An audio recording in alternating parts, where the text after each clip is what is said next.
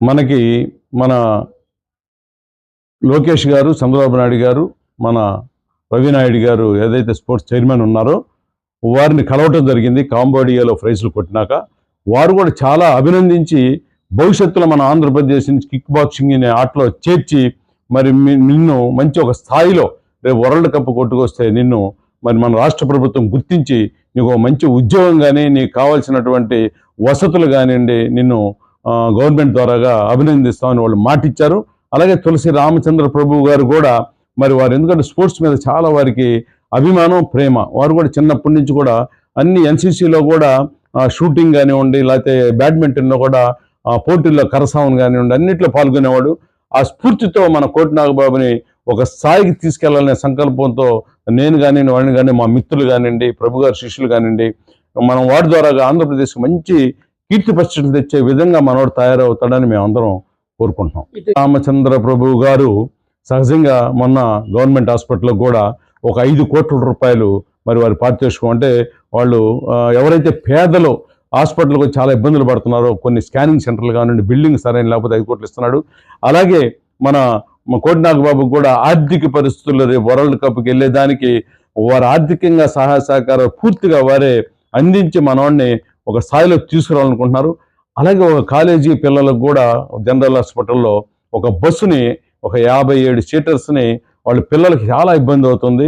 Medical స్టూడెంట్లకి ఒక bus కూడా 60 లక్షల రూపాయలు పెట్టి మరి వారికి ఒక తులసి రామచంద్ర ప్రభు గారు చిన్నప్పటి నుంచి కష్టపడి వచ్చినటువంటి వ్యక్తి, ఆ కష్టాలు తెలిసిన వ్యక్తి కాబట్టి ఎవరికైతే పేదలకు ఏ ఇబ్బంది ఉందో స్కాలర్షిప్ల రూపంలో కానివ్వండి, స్లమ్ ఏరియాలో మంచినీళ్ళ విషయంలో కానివ్వండి, లేకపోతే ట్రాఫిక్ విషయంలో సిగ్నల్ లైట్ల గురించి కానివ్వండి చాలా శ్రద్ధగా ఆలోచించి ఏది అవసరమో దానికి ఎంత ఖర్చు అయినా కూడా వెనకాడకుండా ఖర్చు పెడుతుంటారు. వారిని మేము స్నేహపూర్వకంగా ఒక బంధుమిత్రులుగా ఆయనతో ఉండటం అనేది మా అదృష్టంగా భావిస్తున్నాం.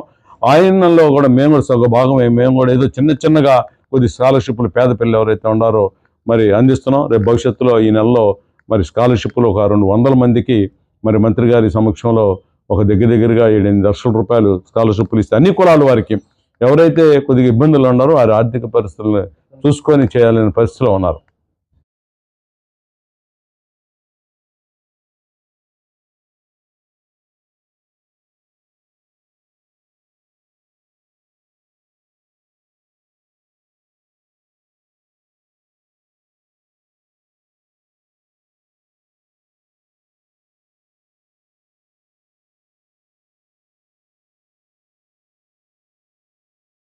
వెనకటి రోజులు కానీ పాత రోజుల్లో కానీ ఆడపిల్లల పైన కానీ అందరి మీద జరుగుతున్న దారుణాలు అన్ని చూస్తున్నాం కాబట్టి సెల్ఫ్ డిఫెన్స్ నేర్చుకోవడం వల్ల అందరూకి బాగుంటుందని కోరుకుంటున్నాను. అలాగే మన ఆంధ్రప్రదేశ్లో సెల్ఫ్ డిఫెన్స్ సంబంధించిన స్పోర్ట్స్ని ఎంకరేజ్ చేయాలని కోరుకుంటున్నాం. కిక్ బాక్సింగ్ అనేది మన రాష్ట్రంలో ఇంకా రికగ్నైజ్ చేయలేదండి, చేయాలని కోరుకున్నాం. చేసి ఉంటే ఈరోజు నాగబాబు ఘనత ఇంకా గొప్పగా ఉండేది. చేయలేదు కాబట్టి కొంచెం వీళ్ళందరి ప్రోత్సాహంతో ఈరోజు బయటికి ఇదైంది. అదే గవర్నమెంట్ సపోర్ట్ కూడా ఉంటే ఇంకా బాగా ముందుకు వెళ్తాడని ఆశపడుతున్నాం. ప్రాక్టీస్ 8 గంటలు ప్రాక్టీస్ చేసేవాడండి. స్విమ్మింగ్ అని, పంచింగ్స్ అని, స్పారింగ్ అని, బ్యాగ్ కిక్స్ కానీ చాలా బాగా కష్టపడేవాడు. ఒళ్ళు హోనం అయిపోయినా ఫీవర్ వచ్చినా ఏదొచ్చినా ప్రాక్టీస్ మాత్రం షెడ్యూల్ అసలు మారేవాడు కాదు. టాబ్లెట్లు వేసుకోవడం మళ్ళీ వచ్చి ప్రాక్టీస్ చేయడం బాగా కష్టపడ్డాడు.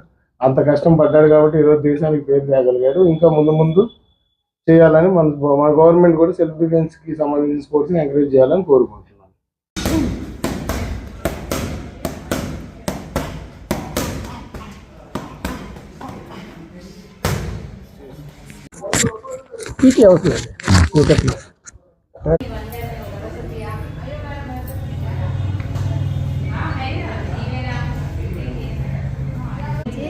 కష్టపడ్డాడు.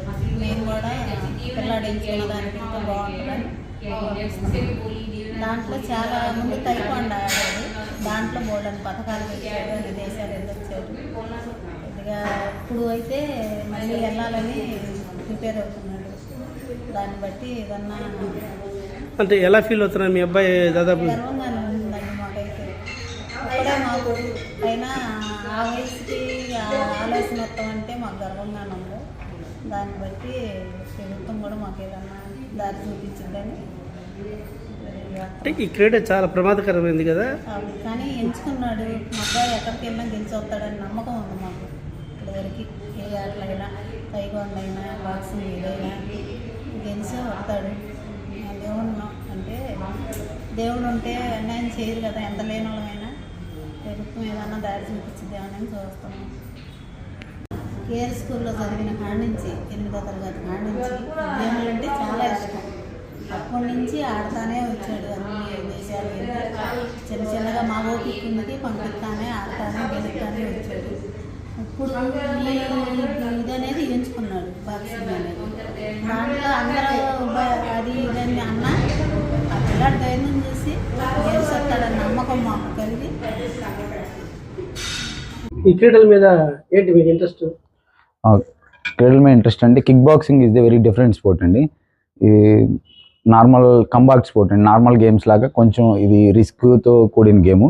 బట్ కాకపోతే ఇందులో వచ్చేసేసి మనకి ఫ్యూచర్లో కూడా మామూలుగా లేడీస్కి కానీ ఎవరికైనా కూడా సెల్ఫ్ డిఫెన్స్ అనేది ఈ టైంలో అవసరం అండి. దానికి బాగా యూజ్ అయ్యే గేము ఇది. ఇంటర్నేషనల్ ఒలింపిక్ కమిటీలో రికగ్నైజ్ అయిందండి.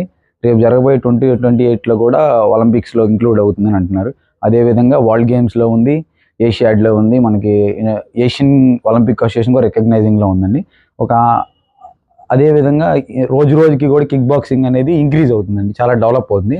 అదేవిధంగా చూసి వాళ్ళు యాంటీ డోపింగ్ కావచ్చు, మినిస్ట్రీస్ కావచ్చు, సాయి కావచ్చు, నేషనల్ ఫెడరేషన్స్ కావచ్చు, ఇవన్నీ చాలా డెవలప్మెంట్గా ఉండటం కారణం వల్ల నేను దీన్ని చూస్ చేసుకుంటాం. మంచి ఫ్యూచరు దీంట్లో. అదిగాక ఆంధ్రప్రదేశ్లో దీంట్లో మెడల్ ఎవరు ఇంత మట్టికి సాధిలేదండి.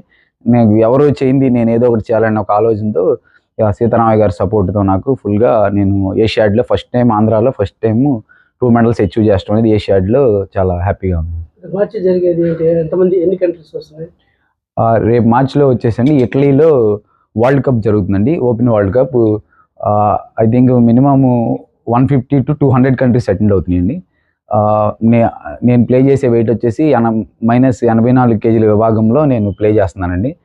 అదేవిధంగా నెక్స్ట్ జరగబోయే వరల్డ్ కప్లో ప్లేస్ దక్కించుకుంటే నా యాంబిషన్ వచ్చేసేసి వరల్డ్ గేమ్స్ ఆడాలి, వరల్డ్ ఛాంపియన్షిప్స్ ఆడాలని నా యాంబిషన్ అండి.